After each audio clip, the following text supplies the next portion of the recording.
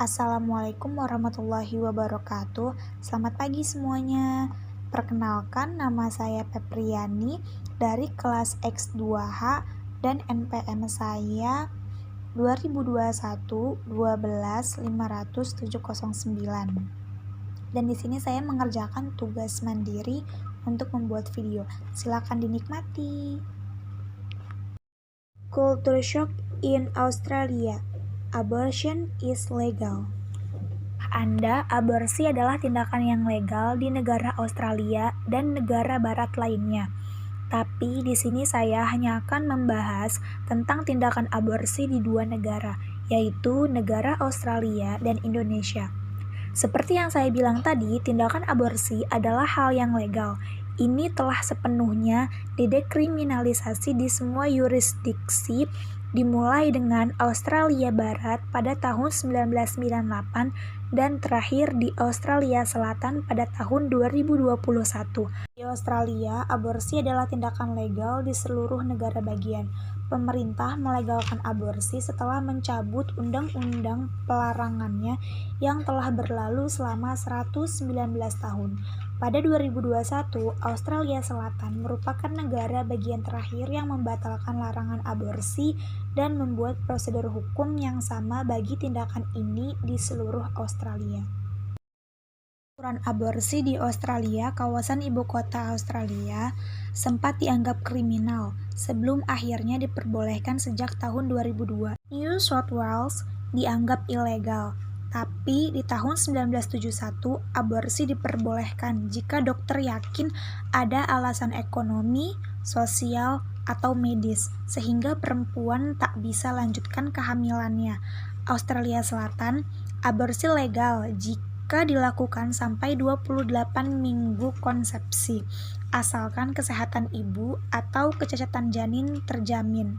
Tasmania, legal hingga 16 minggu kehamilan.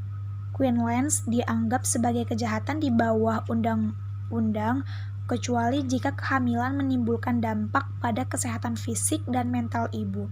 Victoria, legal hingga 24 pekan kehamilan. Australia Barat, legal hingga 20 pekan kehamilan. 2019, legalisasi aborsi tuai kontroversi di Australia.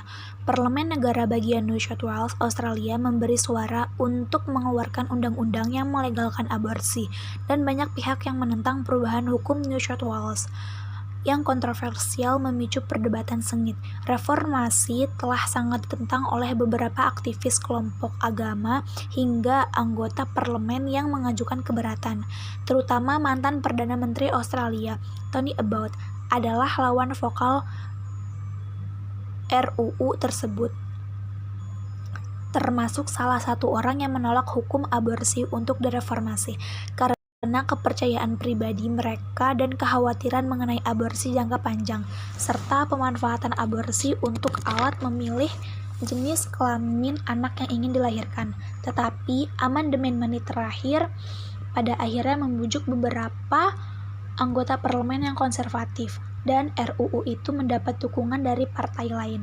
Undang-undang untuk tidak menghukum pelaku aborsi tidak hanya sedang dilakukan di Australia, Selandia Baru juga meloloskan undang-undang dekriminalisasi aborsi pada 19 Maret 2020 waktu setempat.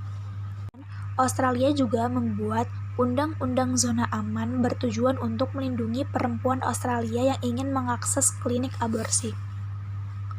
Undang-undang ini memberi jaminan untuk mengakses layanan medis legal tanpa diintimidasi, diganggu, dan dilecehkan, karena banyak kasusnya para perempuan yang dicemooh dan dicaci maki karena mendatangi klinik aborsi.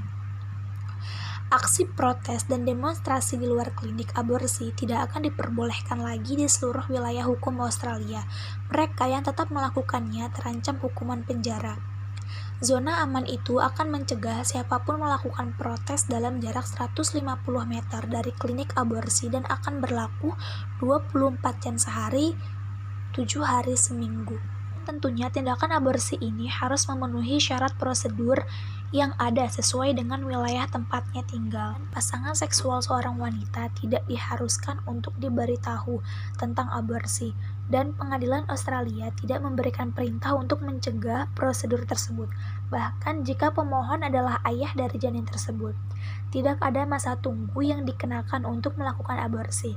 Anak di bawah umur tidak perlu memberitahu orang tua tentang aborsi yang diusulkan, dan persetujuan orang tua juga tidak diperlukan kecuali di Australia Barat. Sementara aborsi diatur oleh negara bagian dan teritori prosedur ini sebagian didanai di bawah skema kesehatan masyarakat pemerintah federal Medicare atau oleh perusahaan asuransi kesehatan swasta. Sementara di Indonesia, aturan mengenai aborsi diatur dalam Pasal 75 Undang-Undang Nomor 36 Tahun 2009 tentang Kesehatan. Dalam undang-undang tersebut dinyatakan bahwa aborsi di Indonesia tidak diizinkan kecuali untuk kondisi darurat medis yang mengancam nyawa ibu atau janin, serta bagi korban pemerkosaan. Bagaimana pengaturan aborsi di Indonesia? Pengaturan mengenai aborsi pada KUHP diatur pada Pasal 346, Pasal 347, Pasal 348, dan Pasal 349, yang dimana pada prinsip KUHP melarang dilakukannya aborsi oleh siapapun dan karena alasan apapun.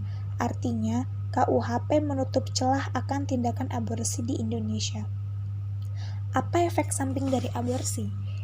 Infeksi menjadi salah satu dampak aborsi yang dapat berlangsung selama 3 hari atau lebih. Infeksi terjadi akibat leher rahim yang dipaksa melebar. Pelebaran tersebut memicu bakteri dari luar masuk ke dalam tubuh dengan mudah. Infeksi biasanya terjadi pada rahim, saluran tuba, dan panggul. Apakah pelaku aborsi dapat dipidana? Pasal 194 Undang-Undang Kesehatan berbunyi, setiap orang yang dengan sengaja melakukan aborsi tidak sesuai dengan ketentuan sebagaimana dimaksud dalam Pasal 74 ayat 2, dipidana dengan pidana penjara paling lama 10 tahun dan denda paling banyak 1 miliar rupiah. Bagaimana hukum aborsi dalam Islam dan hukum positif? MUI mengeluarkan fatwa bahwa aborsi hukumnya haram apabila kehamilan tersebut merupakan hasil dari perzinahan. Namun, aborsi dapat diperbolehkan apabila adanya halangan, baik bersifat hajat maupun darurat. Aborsi dapat dilakukan dalam keadaan darurat dengan syarat janin tersebut belum berusia 40 hari. Apakah aborsi dapat menyebabkan kematian?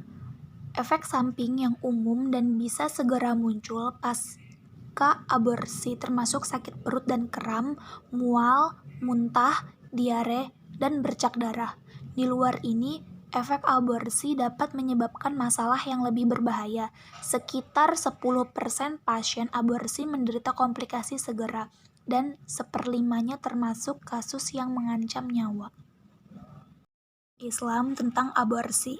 Jelaskan aborsi yang dilarang dan yang dibolehkan. Hukumnya adalah mubah, yaitu boleh, yaitu diperbolehkan menggugurkan kandungan tanpa sebab ada uzur selagi belum ada tanda-tanda kehidupan dan belum mencapai usia kandungan setelah berumur 120 hari. Sebab janin yang belum mencapai usia ini belum dikatakan manusia karena belum ada ruh pada janin.